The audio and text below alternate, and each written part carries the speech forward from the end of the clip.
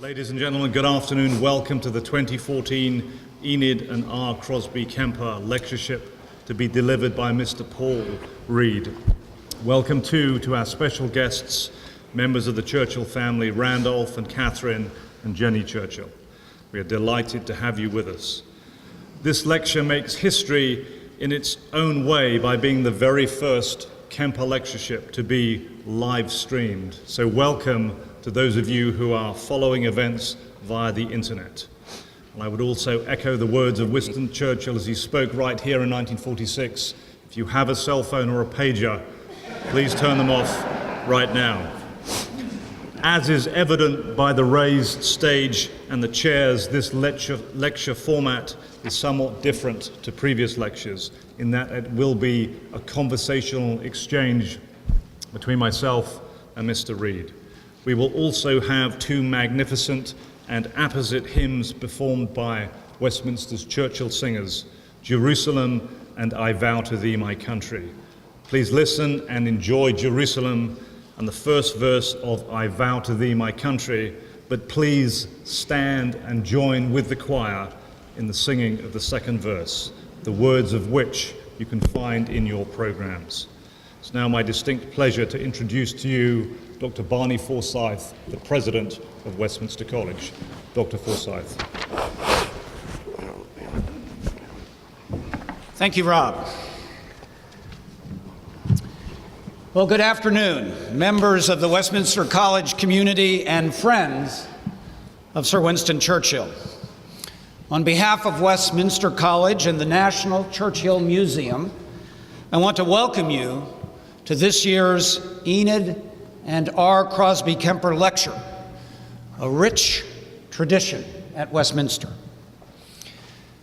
I want to express our gratitude to the Crosby Kemper Foundation of Kansas City for providing a grant to make this lecture possible since 1979, inspired by the famous Iron Curtain speech delivered on our campus by Sir Winston Churchill in 1946. This series builds on that great event in Westminster history to provide lectures by prominent authorities on British history and Sir Winston Churchill.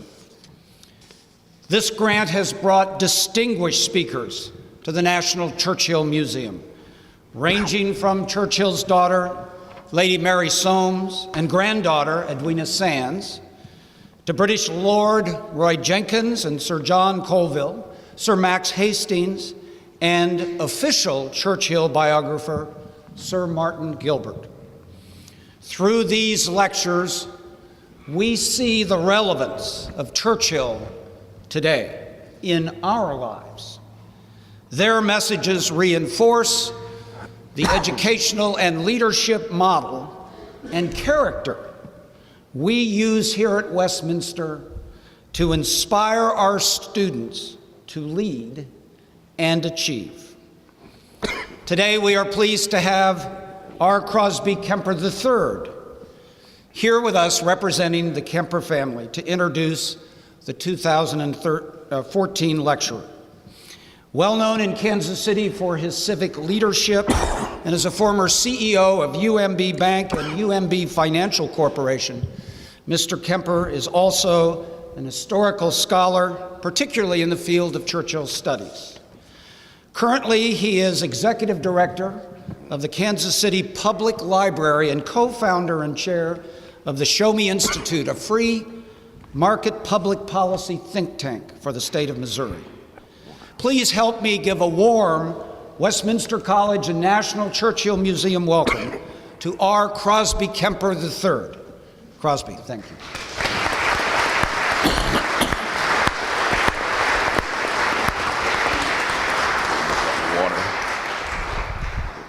Thank you. President Forsyth, Senior Fellow Montupet, Dr. Havers, Reverend Kane, members of the Churchill family, honored guests, and fellows. It's a pleasure to introduce Paul Reid as our Kemper Lecturer this year. The story of how he became the successor to William Manchester, authoring the third volume of one of the most popular biographies of our time, without himself being a biographer or a historian, without in fact having written a book before, is a unique, amusing, bemusing, and ultimately inspiring story. A story that great storyteller Winston Churchill would have relished. A feature writer for the Palm Beach Post, a second career after being in business, Paul Reid covered a reunion of Marines with whom he bonded. They invited him to join on a trip to the Connecticut home of their fellow Marine William Manchester. And Reid began sending him his stories, became a regular visitor, a fellow follower of the Boston Red Sox, and drinking buddy. Here we might pause and note a recurrent theme of the third volume, drink as comfort, pleasure, and inspiration, and very briefly, rarely, an obstacle. Only months before his death, after years of procrastinating failure to complete the biography and then realizing with his permanent writer's block that he needed a successor, delayed also in choosing a successor, Manchester finally chose Paul Reid in what must have seemed to the publishers a Hail Mary pass, and to Paul Reid himself a stunning bolt from the Olympian heights of Manchester's almost legendary status. Though we might note that Churchill himself started his writing career as a journalist. Well before he wrote a book, he too was sending dispatches. But as Reid says of Churchill in the biography, he always considered courage rightly defined by Aristotle as the first of virtues. And indeed, it took courage for Paul Reid to take on this task, never having written that book, or much less a biography, and to fill the shoes of one of the best-selling writers of our time, and finishing a book that had already become one of the most eagerly awaited in publishing history. The New York Times reports that the difficulties of trying to match Manchester's grandiloquent style led Reid to joke about needing a metaphor therapist. It took years longer than expected, communicating with an editor he never met, in constant revision and rethinking to finish what has now been called a brilliant and masterful volume on the war years, the late career, and the retirement of Winston Churchill. The core of the book is a series of stories with Churchill's own words and those close to him playing a starring role. And this is Churchill's own method of writing history, by letting the actor's own words play the leading part, especially, of course, if he was the leading actor himself. This reminds us of Arthur Balfour's comment on the world crisis, Churchill's history of World War I, that it was a history of the universe disguised as Winston's autobiography.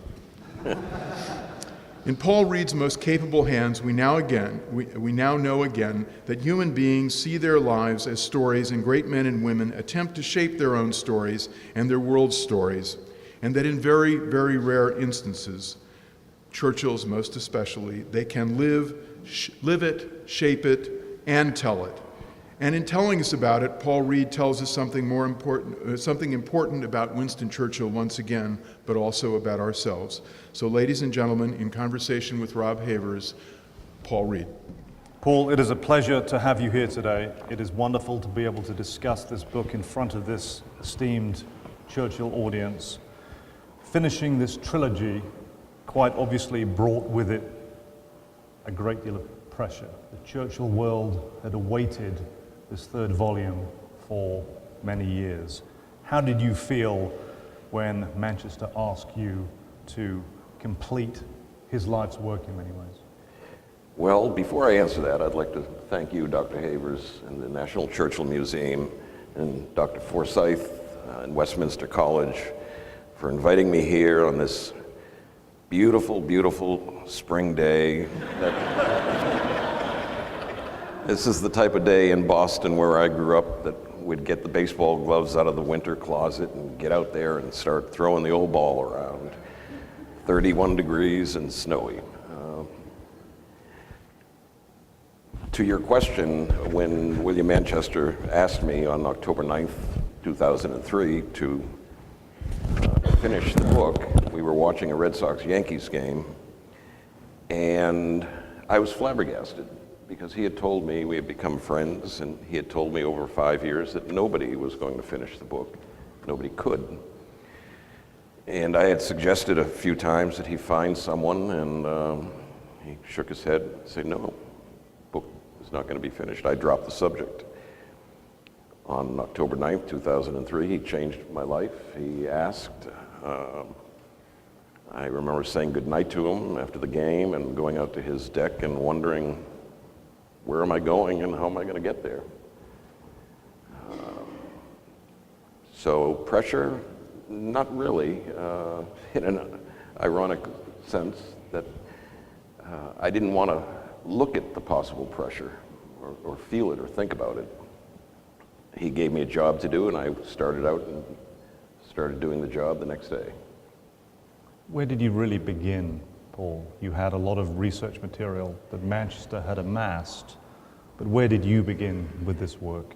He sent me home that weekend with a suitcase that belonged to his wife, who had died 5 years earlier. That's how I first met Bill.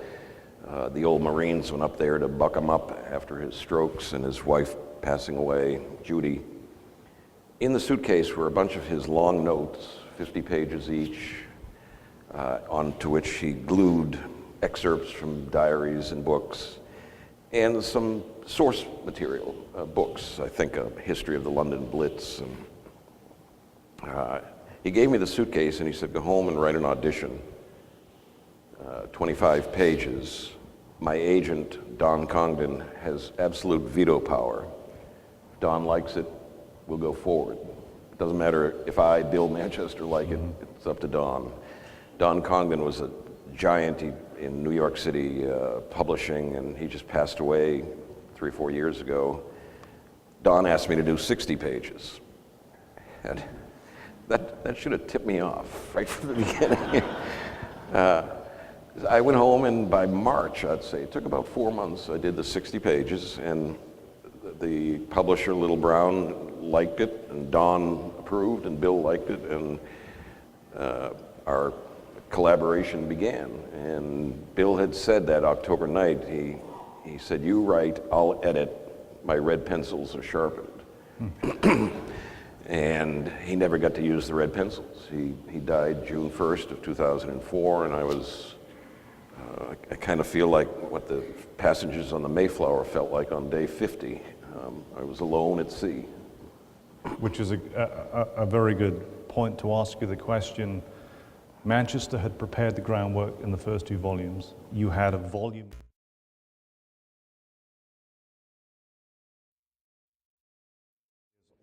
I will narrate this research and create a book.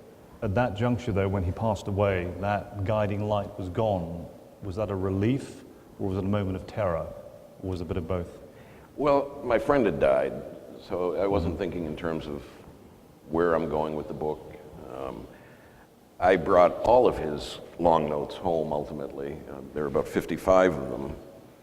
And I remember arranging tables in my office and my production line, starting with the first long note that covered the Blitz, which was my assignment, and the last one right about at the time of the Fulton speech, because Mr. Manchester, I realized, wasn't going to go far beyond the war. This was one of the first revelations. The note stopped. I remember thinking maybe he was planning a 4th volume, knowing Bill. And I said to the publisher, you know, Mr. Manchester was going to stop here. Maybe we should do that. He said, no. The title of the book is 1940 to 1965, so good luck, Paul. So I lined up his notes and transcripts from at least 50 interviews he had done. These were priceless, with Lady Soames, with Pamela Harriman, Averil Harriman, all sorts of people. These are beautiful primary sources. But in his notes, he called them as clumps. Now, these ran 5,000 pages that I've got in a big U. And he had secret codes in the left margin for the topic. A figure 8, I think, stood for Churchill family relations. A swastika was Nazi politics. That was pretty obvious. And on the right, he had the sources in secret code. HAR, I deduced, was Harriman's memoir, because what he Xeroxed might not include a page number or the title of the book. And very quickly I realized, well, especially since the source codes were missing, the keys to the codes. I didn't know, I mean, RX, I deduced, was his doctor. this brilliant on my part. That's about as far as I got. Slowly, it took 2 years to reverse engineer his notes to figure out where the sources were coming from. And then we went on Amazon, my wife and I, Barbara, and reproduced every book that Manchester had used. And at one point, this was taking time, I remember calling the Wesleyan Library, and I asked, can you send me a list of all the books that Bill Manchester had ever checked out? Because he had been an adjunct professor there. And they said, well, no, that's a privacy issue. I said, well, he gave me the keys to his office. I mean, I've got to finish this book. And they, no. And I asked, can you give me a list of every book that was overdue that he had? And the librarian said, we can do that.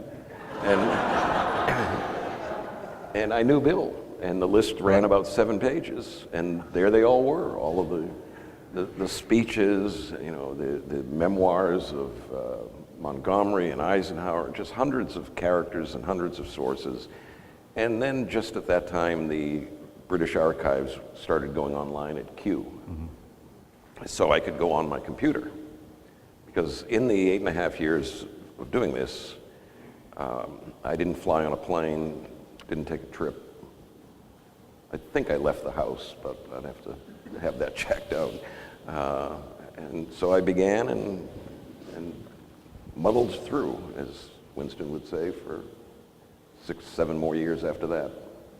Your task is tremendous, Paul, in that you are inheriting the mantle of a legend in the Churchill world, a man who has defined Churchill on this side of the Atlantic to a very great degree.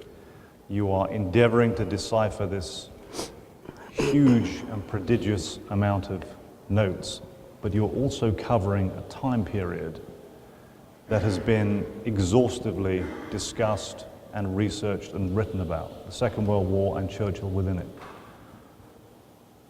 What did you think you could bring to this? And you've done a wonderful job in illuminating it in a new fashion. But did that daunt you at all?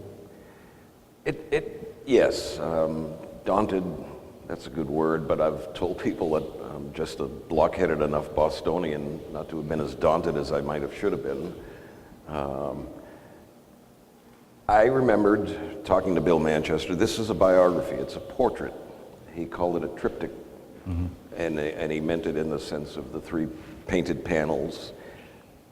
This is not a history of World War II. In doing a portrait of Winston Churchill, I knew I had to put him in his times and let him and his colleagues speak for themselves. I'm not in the book, I shouldn't be. The times for most of the book were World War II. Well, in order to get Churchill's reaction to certain events or characters, you've got to, in a sense, write a history of World War II.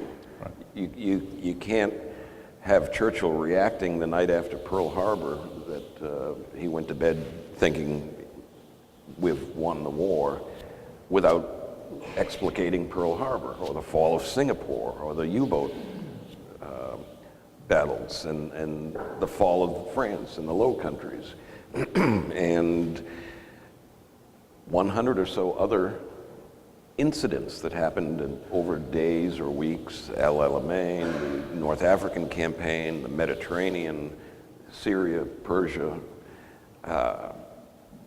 It was kaleidoscopic. And what was kaleidoscopic was Churchill's world that he could parse so brilliantly. That made my job for me. I mean, I'm thinking he'd lived with these myriad, dozens, hundreds of tragedies and military setbacks and the bombs falling, and all I have to do is coordinate put it all together and put Winston right in the middle of it, and let Montgomery's diary or Eisenhower's aide's diary or Harry Hopkins, let them speak for themselves. And it was, Bill Manchester was a feature writer, so was I, and there were only 8 large chapters of about 150 pages each. That was his style. I adhered to it. And within the chapters, he had this device, it was the lion's silhouette. And that was a signal that in a regular book, that would be a new chapter. And the reader gets to those little lions and realizes, okay, we're moving out of North Africa and now we're back in Washington. And so it took a while to get the hang of it, and I just plodded along. I'd walk around my house or the backyard with a cup of coffee and have that day's story or that week's story in the back of my mind. I'd think it out, and before writing it, of course, and then rewriting it. And so, for instance, the weekend of Pearl Harbor, Pamela was at Chequers, the country house of the British Prime Minister, Pamela being Randolph Winston's son's wife. And I think Averil Harriman's daughter was there. It was her birthday, and she and Pamela were good friends. Young Harriman worked for, I think, Newsweek. Her birthday was the 6th of December. And Ambassador Winnett was there. And so I spent maybe a month looking through various sources, seeing what in the interviews that Bill Manchester did with Harriman, what was there about December 6, 7, 1941. And the luncheon guests, Winston's cousin, the future 11th Duke of Marlborough was there. And so I tried to create almost like a play setting. Who was at the table, who was in the house, what was the weather, and not do straight history. I mean, they're speaking for themselves. They're the actors. This is their play that weekend, and that I try to do whether it was at Yalta or Tehran or Potsdam or when Churchill crossed the Rhine in 1945. And the real trick was to tie these 200 or 300 separate stories together, just keep it flowing. Right. And I won't say whether I thought I did or not, but... Well, you note in the book, Paul, that while Manchester spent time at Wesleyan as an adjunct professor and a writer in residence, and I quote, he was not an academic, but rather a storyteller who made history accessible by the masterful use of the dramatist tool. And what you alluded to there has a sense of that as well. So I'd like to say to you, do you think, as a journalist who's written a marvelous work of history, would you say that to capture the essence, the essential essence of such a complex man, contradictory man as Winston Churchill, it is perhaps necessary to have a writer fulfill that role and not an academic, not a historian? What would you say to that? Boy, that's a trick question there, Rob. I thought I'd throw that one in. I have friends who are academics. I think the key is the writing in any endeavor, biography, history, fiction, nonfiction, and getting the sources right. So a professionally trained academic has the credentials to do the research, and there's this brouhaha out there about popular history versus what unpopular history, that some people in academia use popular history almost as a pejorative. Right. Well, Barbara Tuchman had a BA degree from Radcliffe. She's one of my favorite historians. Mm-hmm. She's a historian and a writer. Mm-hmm. And Doris Kearns Goodwin or Stephen Ambrose, William Manchester, Robert Caro. They've done the groundwork of history and research. Then they write beautifully, and I buy their books, and you do too. Well, so there's no, I don't think, a litmus test that by all means, by any means, that an academic couldn't bring something to blossoming life.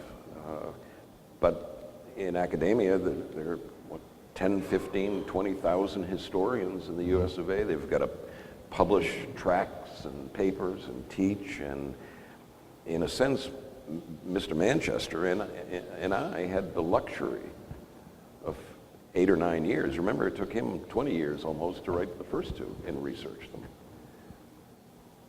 So I hope I have avoided your trap there. That was very deft, very deft indeed. 3 years ago, we had Sir Max Hastings stand right here, and not on this stage, and deliver the Kemper Lecture, and did a wonderful job.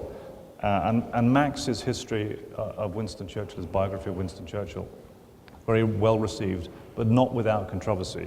And one of the quotes that came back to me from Max, talking about Churchill's own history, 6-volume history of World War II, Max said that the outcome was a ruthlessly partial 6-volume work, which is poor history, if sometimes peerless prose.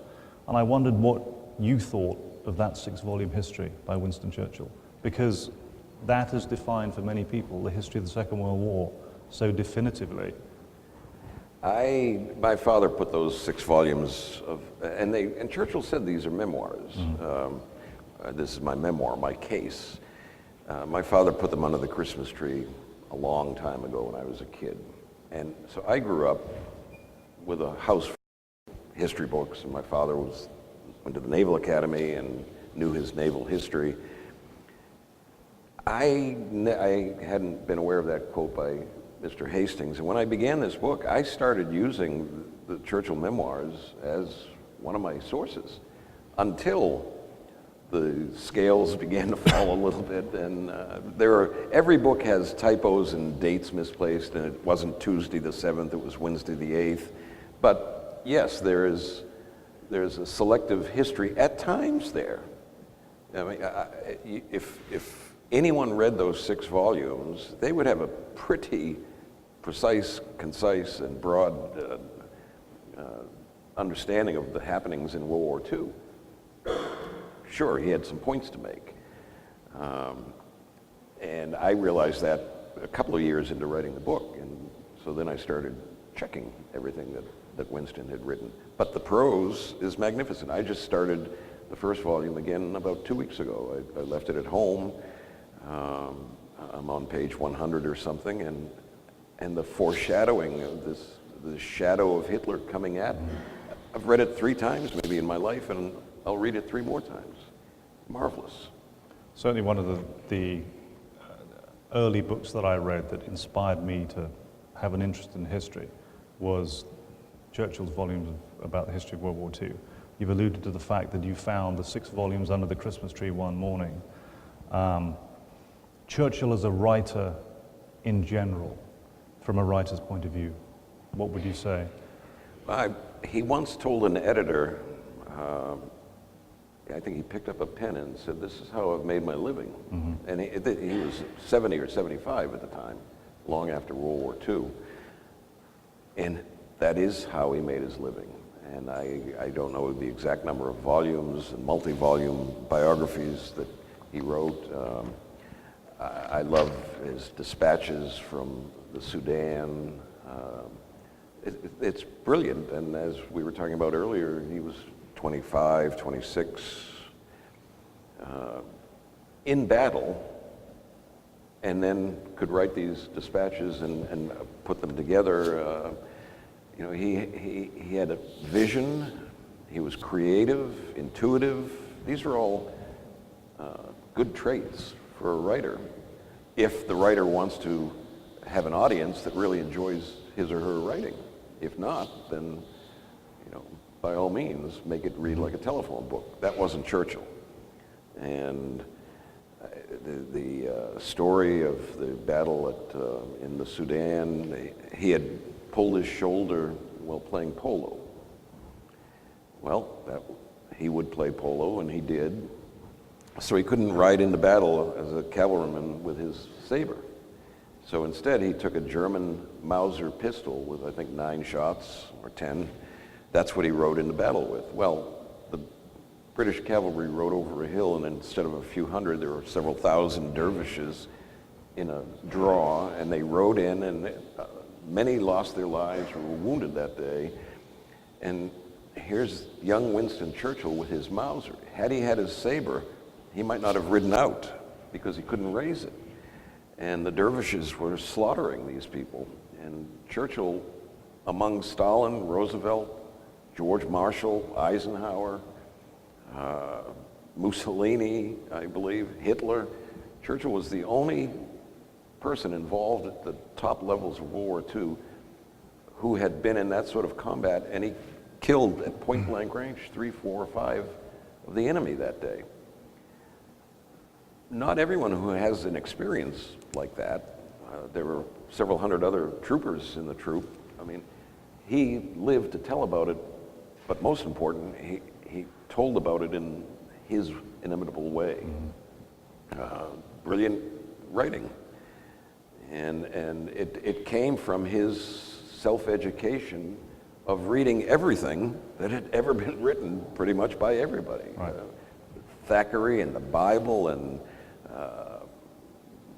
Aristotle and Plato and you know, he steeped himself in this. And as Randolph was saying earlier at lunch, the phrases pop out throughout his writings and his speeches that are, you can trace them back to Dr. Johnson right. or the classics. And I really believe that you know, we, especially in America, peg Churchill as a 19th century man, a Victorian. Well, that's when he was born, yes.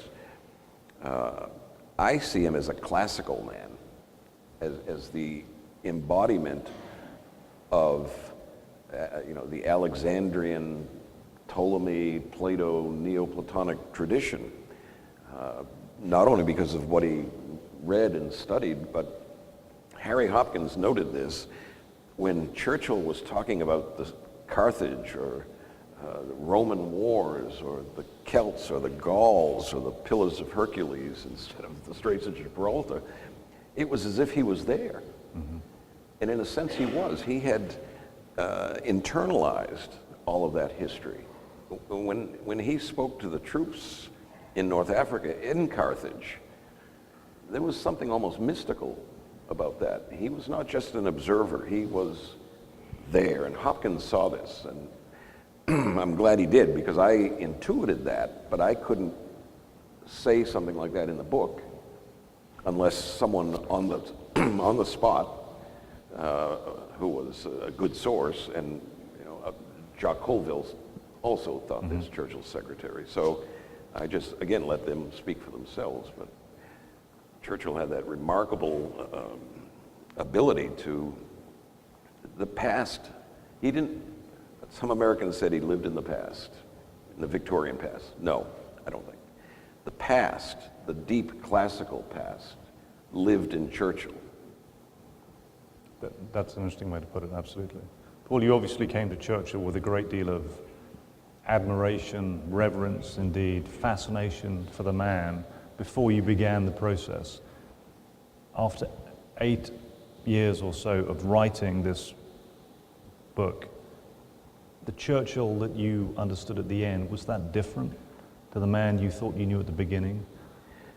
Not fundamentally, although the man I thought I knew at the beginning was verified, if you will, right. By the time I finished. I spent 8 or 9 hours a day, every day, with Winston Churchill in my little office. Mm-hmm. And I grew up in a house, again, full of history books and the Time Life books of World War II, and my dad and I would watch Victory at Sea, and I had an image of Churchill from childhood that, had I never met William Manchester, I'd still have it. I would have been sad that no one wrote the 3rd volume, I guess. But that feeling I had growing up and as an adult, it came from reading history and, you know, my parents and books, and doing this only verified for me that, in the shortest way I can put it, is Winston Churchill saved Western civilization. Mm-hmm. And if Western civilization isn't someone's cup of tea, then, you know, read another book. The original volumes, the two original volumes by Manchester, as I said earlier, I think defined Winston Churchill for several generations of Americans in particular. Having gone through the process, having completed the trilogy, written the third book, has your opinion of the two earlier volumes changed? No, not in the sense of I read them, the first one 30 years ago now, wow. 1983. Yeah. And then for Christmas in 1988, 89, I got the second volume. And I made steam traps in Boston at that time. And I waited like everyone else in the early 90s, where's the third volume? It's just a bunch of strange twists and turns. That I ended up at a newspaper doing stories about these Marines, meeting this guy who happened to, fortunately for him, be a Red Sox fan. And from an academic standpoint, though, if I were giving a course in narrative nonfiction, I'd point out which people at my publisher and my editor knew, and that is William Manchester's voice was developed, his narrative voice is in the middle of the last century. Mm-hmm. And if you read John Gunther or William Manchester or Cornelius Ryan, you can tell now as the years go by, this wasn't written last year. And, you know, it's timeless in a sense. These books will be keepers for a long time, as will John Gunther's books Inside Europe, even though times change. But Manchester's style, I think he tried, well, it came naturally to him, to be florid at times. Mm-hmm. He tried to write in a Churchillian voice. And I remember reading the first two volumes thinking, this sounds like Churchill. And in Bill Manchester's biography of MacArthur, American Caesar, you get a more crisp, almost military cadence.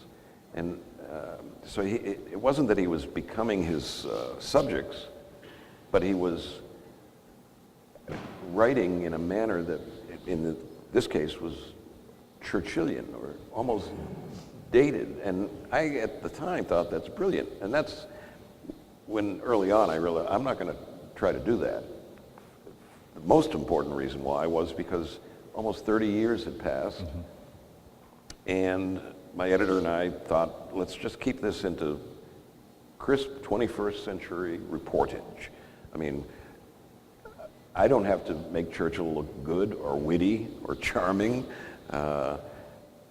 or Montgomery to look stubborn, or all of these characters. All I had to do is let them be themselves and try to do that clearly and succinctly.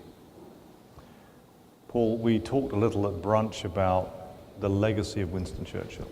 The history of Winston Churchill is well known, and we sit in this magnificent building brought to commemorate Churchill's visit, emblematic of his life, and we sit above the National Churchill Museum, and a host of programs to keep Churchill's memory alive, to endeavor to teach lessons about the past that are relevant to today, and to use Churchill as inspiration.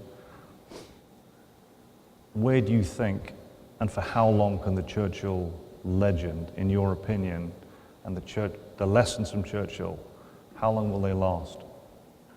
Forever. As long as people love freedom and liberty, as long as they love reading and thinking and debating. And Churchill used to get 8 or 9 newspapers delivered every morning. Well, how many people in the US of A or anywhere get, say, the London Times, New York Times, LA Times, Washington Post, Boston Herald, Palm Beach Post? The information that he had available to him, and we do, has to be utilized, and young people have to be motivated by great teachers and books. I loved history as a kid. While I was reading the right books, I wasn't bored.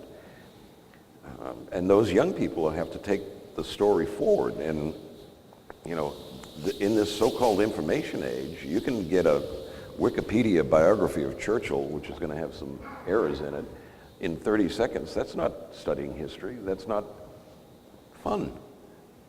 And so the young people, as Churchill advised the young Americans, study history. And that was it. That was the extent of his advice. And he was right. But we have to, if the young generation is going to study history and enjoy it, they've got to read it, think it, live it, and get out there in the world and make it. If you had to sum up Winston Churchill for you in a sentence, what might that be? My admiration for Churchill is boundless, and he had flaws, and you'll find them in the book. And one of his secretaries said he was all chutes and ladders, and he'd rise and fail and fall down and rise up and fall. He kept going back. He kept trying and trying. He never gave in, ever. And so that determination, I applaud in the man, linked to his love of freedom and liberty. Because in World War II, Herr Hitler was as determined as Churchill. So determination isn't the primary, necessary, and sufficient force for admiration. Clever speaking isn't. I mean, at the bottom, there has to be a love of what is good in life and that transcends the moment, such as liberty and freedom. And that's what Churchill had. That, of course, Harry Hopkins had that too, and I greatly admire him. Harry Hopkins wasn't alone fighting the war. So you put all of that together, and there's the man that had what it took to save Western civilization so that we can sit here today, and you can hope that your Cardinals actually might win a World Series next year. He was going to get that in one way or another. So, Paul, we waited with great anticipation for this third volume. We all wondered, I'm sure, would it ever come out? It has come out. You've done a magnificent job. You've added hugely to the canon of Churchill scholarship and literature. We are most grateful for that. And Paul, thank you for coming, engaging in this conversation, and for being the 2014 Kemper Lecturer. Thank you.